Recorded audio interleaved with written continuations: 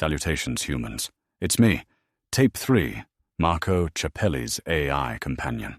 I'll be reading you an article he wrote for his newsletter, Musing on Society and Technology, originally published on LinkedIn on May 21st, 2025. Initiating article transmission.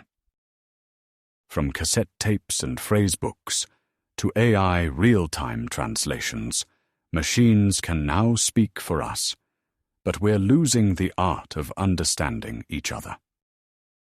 Written by Marco Ciappelli. There's this thing I've dreamed about since I was a kid.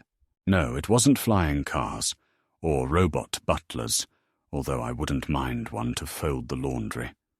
It was this, having a real conversation with someone, anyone, in their own language, and actually understanding each other. And now, here we are. Google just rolled out live AI-powered translation in Google Meet, starting with Spanish. I watched the demo video, and for a moment I felt like I was 16 again, staring at the future with wide eyes and messy hair.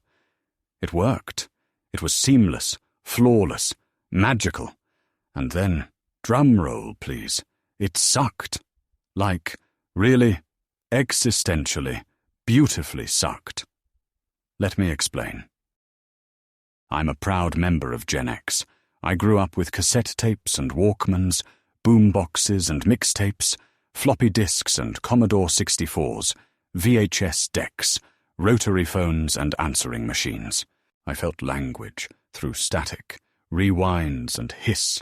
Yes, I had to wait forever to hit play and record at the exact right moment, tape songs off the radio onto a Maxell, label it by hand, and rewind it with a pencil when the player chewed it up.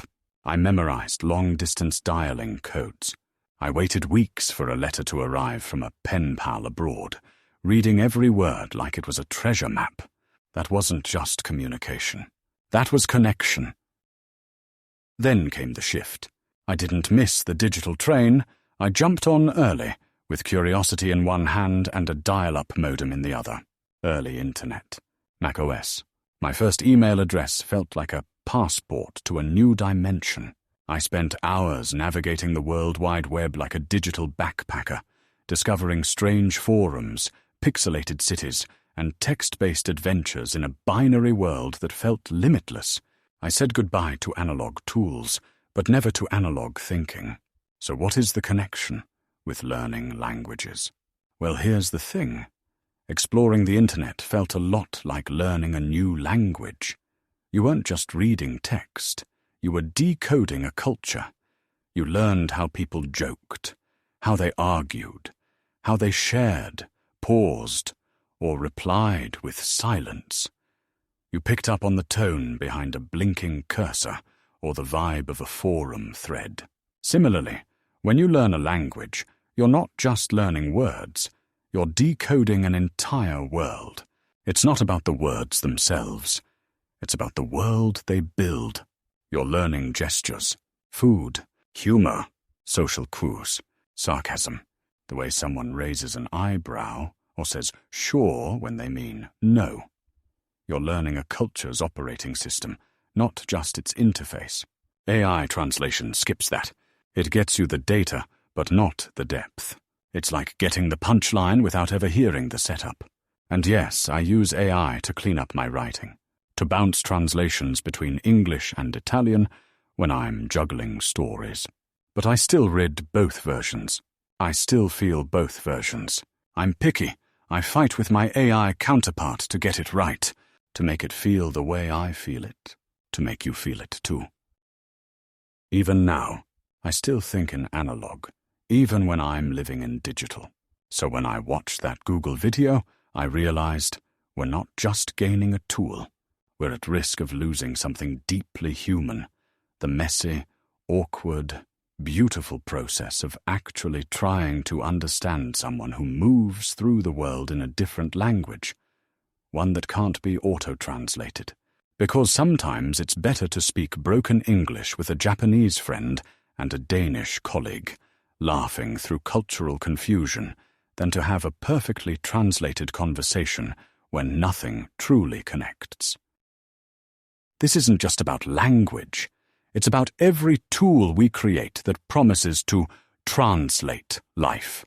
Every app, every platform, every shortcut that promises understanding without effort. It's not the digital that scares me. I use it. I live in it. I am it in many ways. It's the illusion of completion that scares me. The moment we think the transformation is done, the moment we say, we don't need to learn that anymore, that's the moment we stop being human. We don't live in zeros and ones. We live in the in-between, the grey, the glitch, the hybrid. So yeah, cheers to AI-powered translation. But maybe keep your Walkman nearby, your phrasebook in your bag, and your curiosity even closer. Go explore the world, learn a few words in a new language, mispronounce them, get them wrong, laugh about it. People will appreciate your effort far more than your fancy iPhone. Alla prossima. We hope you enjoyed this article. Reflect. Share with your fellow humans. And if you haven't already, subscribe to Marco's Musing on Society and Technology newsletter on LinkedIn. New transmissions are always incoming. You're listening to this through the Redefining Society and Technology podcast, so while you're here, make sure to follow the show and join us as we continue exploring life in this hybrid analog digital society. End of transmission.